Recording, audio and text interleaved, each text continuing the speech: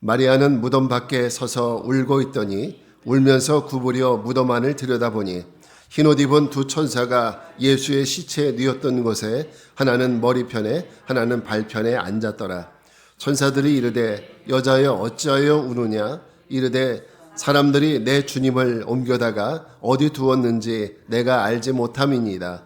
이 말을 하고 뒤로 돌이켜 예수께서 서 계신 것을 보았으나 예수인 줄은 알지 못하더라.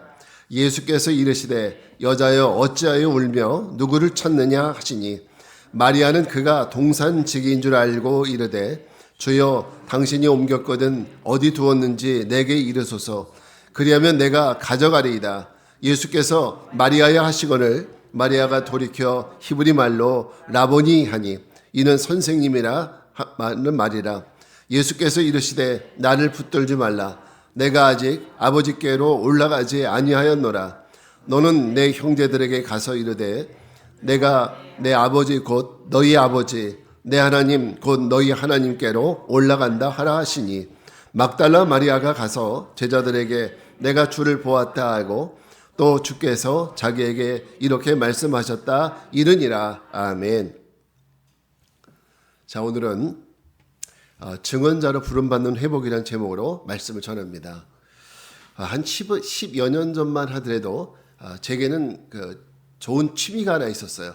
취미. 아마 여러분들도 이런 취미가 있는지 모르겠는데 저희 취미는 사진 찍는 거였어요.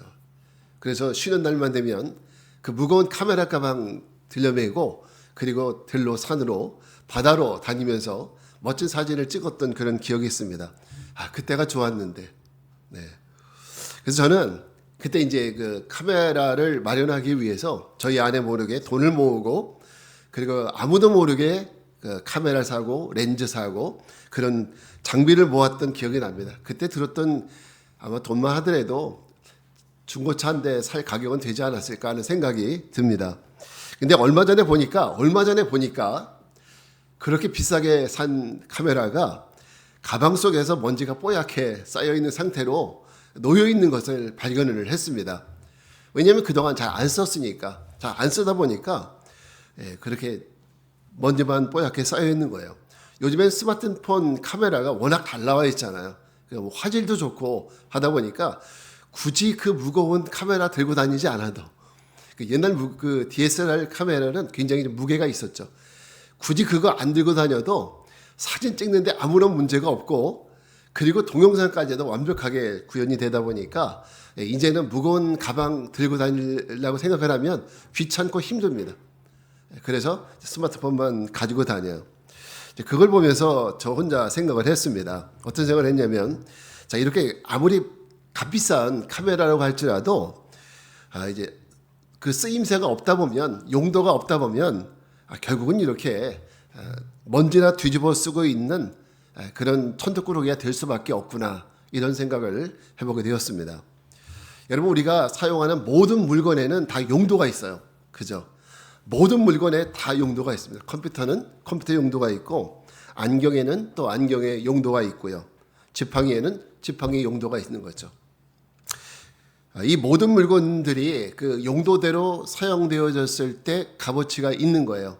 근데 만약에 그 용도대로 사용되지 못한다면은 그러면 결국 제 카메라처럼 먼지만 뒤집어 쓰고 있든지 아니면 집안 어디 창고에 그렇게 처박혀 있는 경우가 상당히 많은 거죠. 저는 이런 생각을 하면서, 이 생각을 하면서 오늘 말씀을 같이 묵상을 하다가 어떤 생각을 했냐면, 이 모든 세상의 모든 물건들이 사용 목적이 있고 용도가 있는데 하나님이 우리를 부르셨지 않습니까? 우리가 그리스도인이고, 지난 우리가 그 연말부터 계속적으로 우리가 한 10주 연속적으로 얘기했잖아요. 우리 그리스도인으로서 누군지. 근데 우리가 그리스도인을 부름받았는데 하나님이 우리를 어떤 용도를 쓰기 원하실까? 우리를 부르신 목적은 뭘까? 이런 생각을 해보게 되었습니다. 그 성경을 읽다 보니까 바울은 고린도전서에서 이렇게 얘기하더라고요. 고린도전서 1장 1절인데 같이 한번 읽어보겠습니다. 시작. 하나님의 뜻을 따라 그리스도 예수의 사도로 부르심을 받은 바울과 형제 소스데네는. 아멘. 자, 이 말씀 보니까 바울은 내가 하나님으로부터 부르심을 받았다라고 얘기를 하는데, 그럼 어떤 사람으로 어떤 목적으로 부르심을 받았느냐?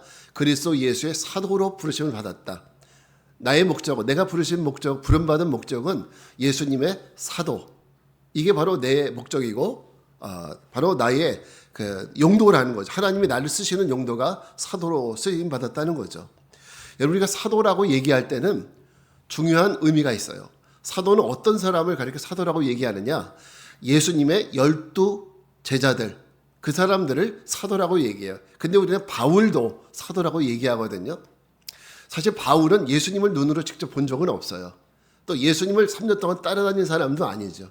근데 왜 바울을 사도라고 부르느냐? 바울이 사도행전 9장에 보면 바울이 다메섹으로 가는 도중에 직접 그 밝은 빛 가운데서 예수님을 만났다라고 주장을 하고, 그리고 그 예수님으로부터 직접 사도로 나는 부르심을 받았다라고 주장을 하는 거예요. 그래서 우리는 바울도 사도라고 얘기를 하죠. 여러분, 사도들의 사명이 무엇일까요? 사도들이 하는 일, 그들의 목적. 성경은 사도들이 하는 일은 예수님을 전하는 거예요. 예수님을 전하는 거. 그러니까 자기 자랑하는 것이 아니라, 야, 내가 왕년에 예수님의 제자였어, 이런 것이 아니라, 내가 만난 예수님, 내가 경험한 예수님, 내가 들었던 예수님 말씀, 이걸 전하는 사람들이 바로 사도죠. 어떤 예수입니까? 인간의 죄를 위해서 십자가에 달리셨다가 죽으신, 십자가에 달려서 죽으셨다가 사흘 만에 살아나신 그 예수님. 이것이 사도들이 예수님에 대해 전했던 핵심 포인트였어요. 예, 이게 핵심 포인트예요. 내가 보니까 예수님의 고향은 나사렛이고 아버지는 목수고, 이거는 그들이 전하는 핵심 내용이 아니었어요. 물론 팩트긴 하지만 제자들이 전했었던, 사도들이 전했던 핵심은 예수님은 우리 죄를 위해서 십자가에서 돌아가셨다. 그리고 그분은 사흘 만에 다시 부활하셨다. 예수님의 십자가 죽으심과 부활, 이것이 사도들이 전했었던 그 복음의 핵심이에요. 결국 이 얘기는 무슨 얘기냐면, 오늘 우리도 이 시대에 사도로 부름받은 사람들이라는, 여러분 이것을 우리가 믿어야 됩니다. 그리스도인이라는 것이 뭐냐면, 그리스도인이라는 것은 오늘날 우리도 부름받은 사람들이라는 뜻이에요. 부름받은 사람들. 이 시대에 사도로 부르심을 받은 사람들이 바로 오늘 이 시대의 그리스도인들, 저와 여러분들입니다. 그러면 우리가 해야 될 일이 뭐냐? 사도가 해야 되는 일, 바로 예수님을 전하고 증거하는 일을 하는 거예요. 자, 그런 면에서 오늘 우리는 되묻게 됩니다. 나는 그리스도인으로서 예수님을 전하는 일에 최선을 다하고 있나? 나는 사람들, 예수 믿지 않는 사람들 만나면 적극적으로 예수님이 누구신지, 그리고 예수님의 십자가와 부활에 대해서 얘기를 하고 있나? 여러분 어떠십니까? 어떤 얘기를 하세요? 나 이거 오늘 미용실에서 머리를 했는데, 혹시 이런 얘기 많이 하지 않으세요? 이 시계가 이게 얼마짜리인데, 자동차가 이게 얼마짜리, 이런 얘기 많이 하지 않으세요? 믿는 사람들은, 우리 그리스도인들은 항상 그 얘기를 우리가 입에 달고 살아야 합니다. 내가 믿는 예수님, 그리고 내가 알고 있는 예수님, 십자가에 죽으시고 그리고 사흘 만에 부활하신 예수님, 이것이 바로 내가 말해야 될 가장 중요한 안건이다, 용건이다. 우리가 이것을 알아야 합니다. 근데 우리가 이렇게 부름받았는데, 사도로 부름받았는데 우리가 과연 이 사명을 잘 감당하고 있는가? 마치 마태복음 25장에 달란트의 비유에 나오는 한 달란트 맡았던 사람처럼, 내가 사명을 받았는데 그 사명을 땅속에 깊이 파묻고 아무것도 하지 않는 이런 게으른 사람은 아닌가? 여러분, 한번 우리 자신을 돌아봐야 합니다. 나 한 사람 그냥 신앙생활 잘하면 되죠 뭐. 나 한 사람 예수 잘 믿고 그러면 되죠 뭐. 이런 어떤 안일한 마음을 갖고 있는 것은 아닌지, 그래서 우리가 사명이 너무 태만한 그런 삶을 살고 있는 것은 아닌지 우리가 스스로 돌아봐야 합니다. 물론 사실 우리가 사명을 감당한다는 것이 그렇게 쉬운 일은 아닌 것 같아요. 특히 뭐 요즘 같은 시대에는 말이죠. 그러나 가만히 보면요, 예수님이 승천하신 이후에 지금까지 한순간도 복음을 전하기에 좋았던 시절이 없었어요. 여러분, 로마 시대는 복음 전하기에 편했나요? 아니죠. 그때도 복음 전하다가 순교하는 사람도 있었죠. 그러니까 복음 전하다가 편했던 시절은 한 번도 없었습니다. 근데 요즘 이 시대는 사실은 더 어렵다고 볼 수도 있습니다. 왜냐하면 요즘 사람들은 사생활에 대한 남들이 관여하는 거 싫어하잖아요. 그죠? 교회 다니세요? 뭐 하세요? 집은 어디세요? 이거 싫어요. 물어보는 것 자체를 싫어합니다. 극도로 꺼리고 기분 나빠하는 사람들까지 있죠.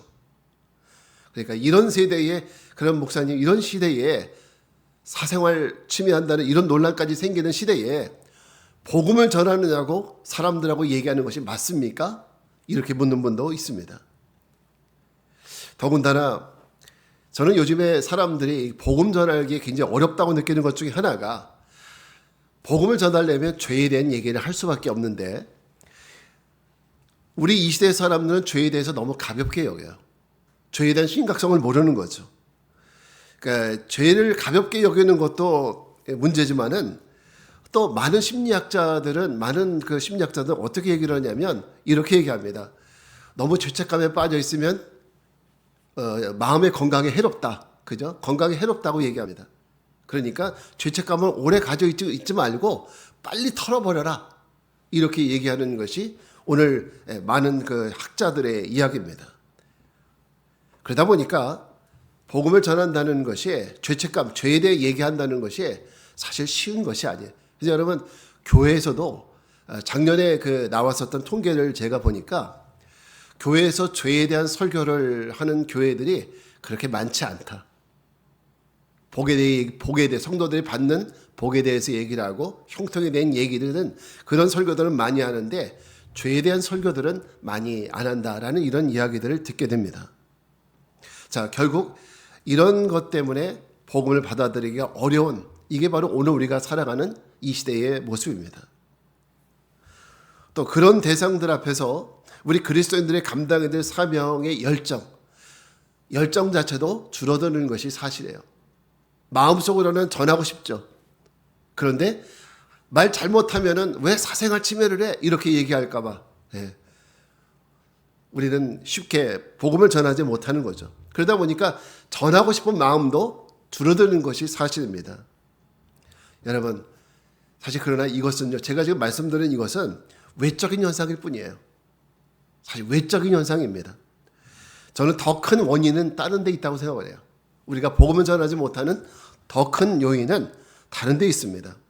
우리 그리스도인들이 사명 감당에 소극적이 되는 이유, 그 이유가 뭘까요? 여러분, 오늘 말씀을 통해서 한번 그 이유를 한번 같이 듣고 생각을 해보고 우리 자신을 변화시켜 나가는 그런 시간이 되길 바랍니다. 자, 오늘 우리가 읽었던 본문은 예수님이 부활하신 그 새벽에 있었던 사건입니다. 마리아가 성경에 보면 여러 명 나와요. 그 중에서 보게 되면 이 마리아는 어떤 마리아냐? 막달라 마리아라는 사람이죠. 막달라 마리아. 자, 마리아가 예수님의 시신에 향품을 발라드리기 위해서 향품을 들고 예수님이 묻혀 계시는 그런 무덤을 향해서 달려가고 있었습니다. 근데 저 멀리 보니까 예수님 무덤이 보여요. 무덤이 보이는데 너무 당황스럽습니다. 왜냐하면 예수님의 시신을 막았던 무덤이 굴려져 있는 거예요. 우리나라 같은 경우에는 무덤을 봉분을 해서 흙으로 완전히 밀봉을 하잖아요. 근데 이스라엘 같은 중동은 그런 것이 아니라 굴에다가 시신을 갖다가 모시고 그리고 큰 돌로 막는 거예요. 이게 바로 이제 중동 지역의 장례 문화죠. 근데 예수님의 시신을 막았었던 그 돌이 굴려져 있었습니다. 그걸 보고 당황스러울 수밖에 없었던 것은 바로 그 시대에는 이런 일들이 굉장히 많았습니다. 무덤 도굴꾼들이 굉장히 많았어요. 그래서 무덤 도굴꾼들이 많아서 이 사람들은 무덤 안에 들어가서, 특히 부자들의 무덤 안에 들어가서 부자들이 그 시신 옆에는 비싼 향품들, 보석들 이런 것들이 즐비했었거든요. 그런 걸 훔치기 위해서 들어가는 사람들이 많았습니다. 근데 마리아가 딱 보니까 그 굴이 굴려져 있는 거예요. 그걸 보는 순간 머릿속에 생각나는 것이 뭐였을까요? 그 무덤 도굴꾼? 이게 생각이 나는 거예요. 그걸 보자마자 마리아는 다시 돌아서 예수님의 제자들이 있는 곳으로 달려가게 된 것입니다. 달려가서 예수님의 시신이 없어졌다라고 그에게 외친 거예요. 그러자 예수님의 제자 가운데 요한과 베드로가 달려서 이 예수님의 무덤이 있는 곳에 와 있었던 것이죠. 그리고 그들은 한 사람씩 무덤 안을 보고 시신이 있는지를 확인했습니다. 여러분, 오늘 말씀을 보니까 그 무덤 앞에 있었던 세 사람이 있었습니다. 그 무덤 앞에는, 예수님 무덤 앞에는 베드로가 있었고 요한이 있었고 그리고 막달라, 마리아 세 사람이 있었습니다. 그 세 사람이 모두 예수님의 무덤 안을 들여다보았습니다. 그렇지만 이 세 사람이 예수님의 무덤 안을 다 들여다보았지만 요한복음의 저자인 요한은 세 사람이 보는 자세, 그리고 세 사람이 그 무덤 안을 보는 마음, 이 마음가짐은 서로 다 달랐다라고 기록하고 있는 겁니다. 먼저 무덤에 도착한 사람은 한 살이라도 어린 요한이었습니다. 그가 먼저 무덤 안을 들여다보았어요. 자, 4절부터 5절 말씀을 같이 한번 읽겠습니다. 시작. 둘이 같이 다름질하더니 그 다른 제자가 베드로보다 더 빨리 달려가서 먼저 무덤에 이르러 구부려 세마포 놓인 것을 보았으나 들어가지는 아니하였더니, 여기 보면 더 다른 제자가 베드로보다 더 빨리 달려갔다고 했는데 이 제자가 바로 베드로보다 조금 어린 요한이라는 제자였습니다. 요한이 예수님의 무덤에 가서 무덤 안을 들여다보았습니다. 그러나 들어가지는 않았다고 했어요. 들어가지는 않았고 무덤 밖에서 무덤 안을 들여다본 거예요. 이 요한복음의 저자인 이 요한은요, 그 헬라어에는요, 이 보다라는 단어가 한 가지 단어가 아니라 몇 가지 단어가 있어요. 그 중에서 요한이라는 그 저자는 이 요한이 본 그 봄에 대해서 블레포라는 헬라어를 썼어요. 블레포. 그 의미는 뭐냐면 대충 훑어본다는 뜻이에요. 보긴 봤는데 주의 깊게 보는 것이 아니라 대충 쭉 훑어본 거예요. 대충 훑어본 거예요. 마치 관광을 하듯이 여기 뭐가 있네 관광을 하듯이 대충 쭉 훑어본 거예요. 그게 바로 블레포라는 단어예요. 근데 요한복음의 저자가 얘기하기를 이 요한이라는 제자는 무덤 안을 어떻게 봤느냐, 대충 쭉 훑어봤다는 거예요. 이게 바로 요한의 그 봄이었습니다. 이번엔 베드로 차례입니다. 베드로 역시 무덤 밖에서 무덤 안을 들여다봤어요. 자, 6절부터 7절 말씀을 같이 한번 읽겠습니다. 시작. 시몬 베드로는 따라와서 무덤에 들어가 보니 세마포가 놓였고 또 머리를 쌌던 수건은 세마포와 함께 놓이지 않고 딴 곳에 쌌던 대로 놓여 있더라. 자, 요한은 무덤 밖에서 안을 들여다봤어요. 그러면 여러분 다 볼 수 있을까요? 다 보기는 어려울 거예요. 근데 베드로는 어때요? 무덤에 들어가서 확인을 하기 시작을 했습니다. 여기에 쓰인 헬라어는 뭐냐면 데오레오라는 이런 헬라어 원어를 썼습니다. 그 의미는 뭐냐면 베드로는 들어가서 어떻게 했느냐, 세마포와 또 머리에 썼던 수건, 여기에만 꽂혀서 이것을 보기 시작을 한 거예요. 그러면서 느끼는 것은 이상하다. 왜 이것이 같이 있지 않고 따로 있지? 바로 이런 거예요. 이상함을 느낀 거예요. 이게 바로 베드로의 봄이었어요. 이것이 바로 데오레오입니다. 한 걸음 더 나가긴 했지만은 그 본질까지 볼 수 없었던 바로 베드로의 봄이었죠. 두 사람은 더 이상 깊게 사고하거나 생각하려고 하지 않았습니다. 시신이 없고 세마포 옷만 남겨진 것에 대해서 더 이상 깊게 생각하지 않고 육신적으로 없네, 이것만 판단하는 거야. 있다 없다, 여기서 판단이 멈춘 겁니다. 그리고는 쿨하게 더 이상 깊게 생각하지 않고 오늘 말씀 보게 되면 예수님의 시신이 없어진 것에 대해서 쿨하게 인정하고 그들은 다시 먼저 있던 곳으로 돌아갔다는 거죠. 먼저 있던 곳으로. 바로 이 모습, 저는 이 모습 보면서 안타까운 마음이 들었어요. 두 제자가 요한과 베드로가 예수님의 빈 무덤을 확인하고 그들은 그대로 아무 일도 없었다는 듯이 다시 자기가 있었던 곳으로 돌아갔다는 거예요. 여러분, 이 부분에 대해서 어떤 생각이 드십니까? 좀 뭔가 미흡하다라는 생각이 들지 않으세요? 왜 저렇게밖에 할 수 없었을까? 아니, 어떻게 제자라는 사람들이, 특히나 베드로는 열정하면은 베드로 하잖아요. 그런 베드로까지도 예수님의 시신이 없구나, 이제 포기. 그래, 예수님 시신이 없어졌어. 도둑이 훔쳐갔어. 이제 더 이상 내가 할 게 없구나. 이런 마음으로 완전 포기하고 예수님을 포기하고 먼저 있던 곳으로 돌아간 것이죠. 저는 이 부분이 이해가 되지 않았어요. 만약에 베드로가 정말 정상적이었다면은 원래 베드로의 열정 그대로였다면 베드로는 그냥 돌아갈 수가 없는 거죠. 당장 동산 지휘를 찾아가든지 로마 병정을 찾아가든지 가서 여보시오, 우리 스승님 예수님의 시신이 없어졌습니다. 도둑을 찾아주시오. 당장 그러면서 따지고 묻지 않겠어요? 한번 여러분 생각을 해보세요. 만약에 우리 부모님의 무덤에 시신이 갑자기 어느 날 없어졌다. 그럼 여러분 그냥 없네? 그 집에 돌아가겠어요? 이건 안 맞잖아요. 그죠? 여러분이 어떻게 하겠습니까? 당장 관리인을 불러다가 당신 어떻게 된 거야? 따지지 않겠습니까? 그게 정상인 거예요. 그런데 두 사람에게는 그런 것이 없습니다. 저는 여기서 뭘 느끼느냐? 이 두 사람이 더 깊은 신앙으로 나가지 못한 바로 그 문제의 시점이 바로 이 시점이라는 거죠. 다시 말해서 더 깊은 신앙의 곳으로 나가는 전환점이 되는 것이 바로 이 시점이라는 거예요. 바로 이 시점. 예수님의 시신을 잃어버리고도 아무 일 없다는 나는 아무런 상관이 없다는 듯이 뒤돌아서는 이 모습이 결국은 그들의 사명에 소극적일 수밖에 없는 베드로와 요한의 모습이고 오늘 우리의 모습입니다. 이런 엄청난 일을 당했음에도 불구하고 어때요? 아무런 관심이 없어요. 아무 일 없다는 듯이 가는 거예요. 여러분 중요한 것은 관심이에요. 관심이 없으면 적극적인 대응을 못해요. 관심이 없으면 내 신앙이 뜨겁든 식어서 차갑든 관심이 없으면 아무런 상관이 없어요. 내 신앙이 차가워도 상관이 없고 아무 상관이 없습니다.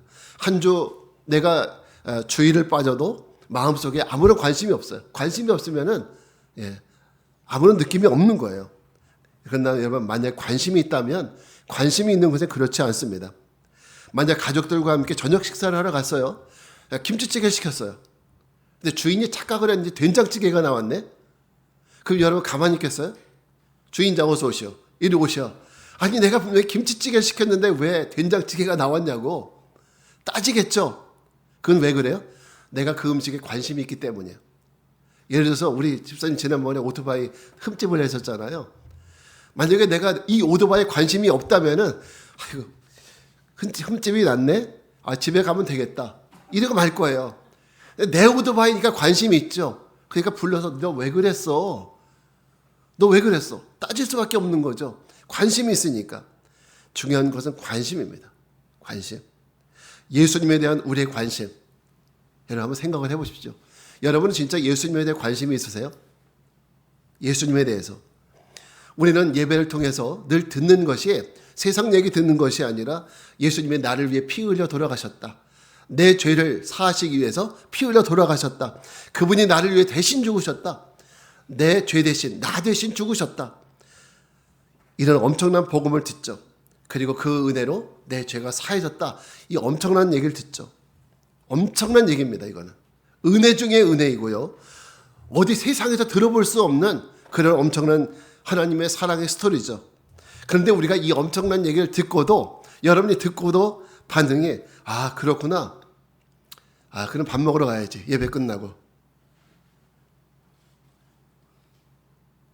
예배 끝나고 나면 친구 만나서 커피 마셔야지. 내일 어디 가지?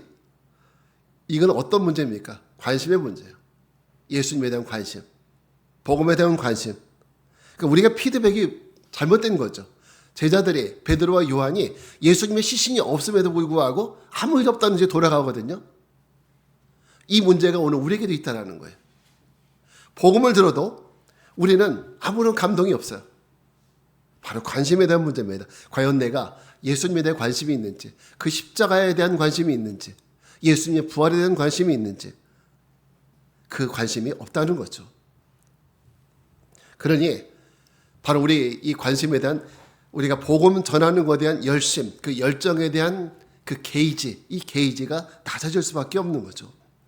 그럼 여러분 우리가 어떻게 예수를 향한 관심의 게이지를 높여서 더 뜨거운 믿음으로, 더 뜨거운 열정으로 우리가 증언자된 삶을 살아갈 수 있을까요? 그 해답을 우리는 막달라 마리아에게서 찾을 수 있습니다. 한번 11절 말씀을 보겠습니다. 세 번째 사람 마리아가 이번에 보는 장면입니다. 시작. 마리아는 무덤 밖에 서서 울고 있더니 울면서 구부려 무덤 안을 들여다보니. 자, 마리아는 보십시오. 마리아는 울었어요. 베드로 울었어요? 요한 울었습니까? 안 울었어요. 자기 스승의 시신이 없어졌는데 그들은 태어났어요. 근데 마리아는 어때요? 울었습니다. 울고 서서 울고 있었다 그랬어요. 그리고 어떻게 했냐면 울면서 그것도 우는 상태에서 구부려서 무덤 안을 들여다봤다 그랬어요. 여러분 이 광경을 한번 상상을 한번 해보시기 바랍니다. 눈물을 흘리면서 그 안쪽을 볼 때 어떤 마음으로 봤을까요?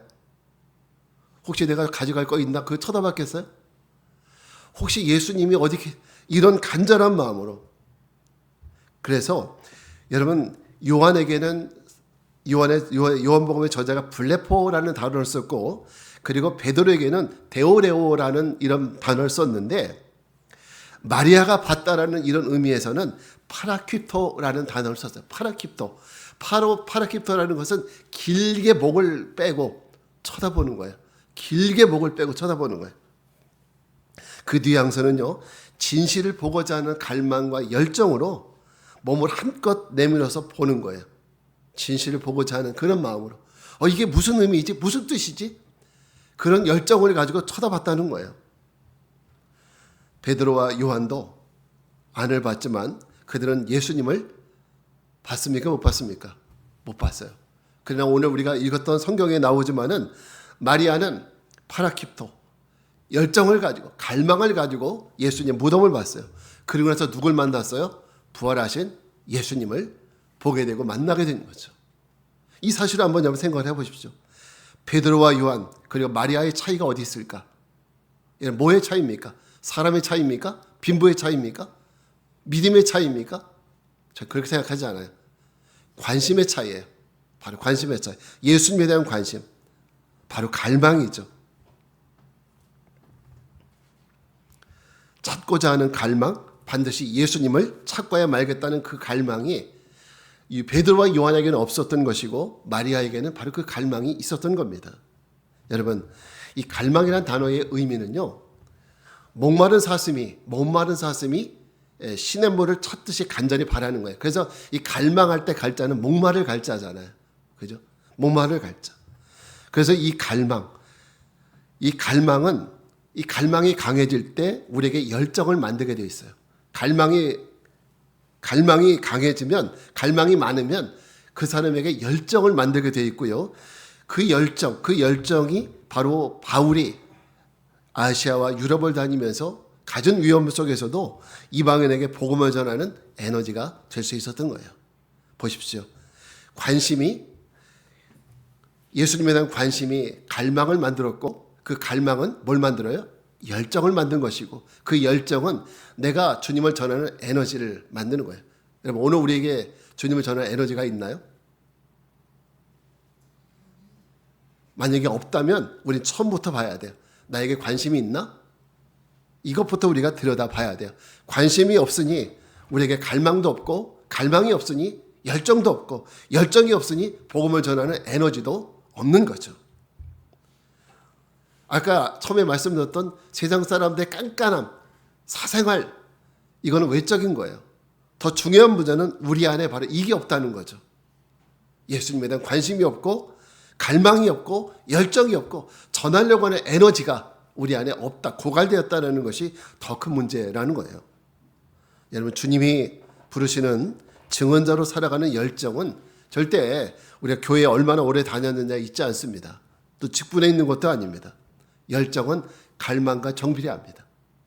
내 안에 갈급함이 얼마나 있는지. 만약에 내 자녀가 예수를 믿지 않아요. 얘가 교회 예수 믿어서 구원받아야 되는데 이 갈망과 그다음에 옆집 아이가 교회를 안 다녀요. 그 갈망은 같을 수가 있을까요? 당연히 우리 아이에 대한 그 구원의 열정이 더 강하겠죠. 갈망이. 이 갈망이 있느냐는 거예요.